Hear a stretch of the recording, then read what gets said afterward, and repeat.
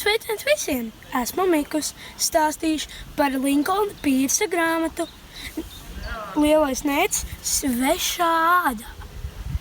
Neicis zināja Frānis uzvārdu, bet neviens cits to nezināja. Viņš visu rakstīja nepareizi un sameloja.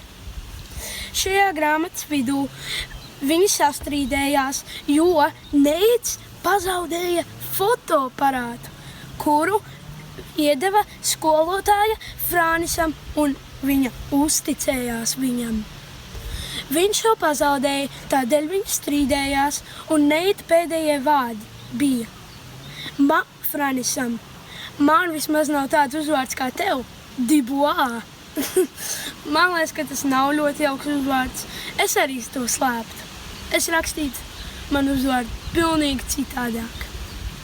Šīs grāmatas Neicis ir ļoti nekārtīgs. Tad viņš gribēja kļūt tīrāks un kārtīgāks. Viņš aizgāja pie tēvoča Pedro, kas bija viņa drauga Tedija brāļa dēls. Tad grāmatas beigās Neicis bija ļoti bēdīgs, kad viņš bija ļoti kārtīgs. Viņš nevarēja apstāties, visu kārtot. Piemēram, viņš ieraudzīja šo te fotoaparātu. Kaut kas nogāzās, uzreiz Neicis nevar, viņam ir jākārto.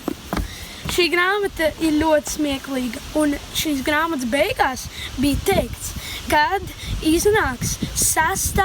daļa. To es noteikti gribu izlasīt. Man Neita grāmatas ļoti patika. Tiksimies atkal!